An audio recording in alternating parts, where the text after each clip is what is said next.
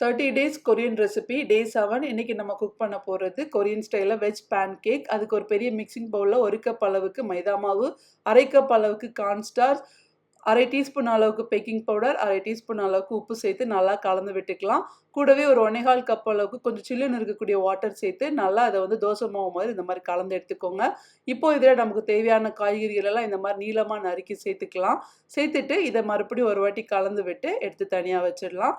இப்போ நம்ம அடுப்பில் ஒரு பேன் வச்சு சூடானது 1 டேபிள் ஸ்பூன் அளவுக்கு குக்கிங் ஆயில் சேர்த்துக்கோங்க. ஆயில் சூடானது கொஞ்சமாக மாவு சேர்த்து நல்லா தின்னான ஒரு தோசை மாதிரி ஊற்றிக்கோங்க. இந்த மாதிரி ஒரு பக்கம் நல்லா கிறிஸ்பியாக குக் ஆனதும் திருப்பி போட்டு மறுபக்கம் குக் ஆனதும் எடுத்து வச்சிடலாம்.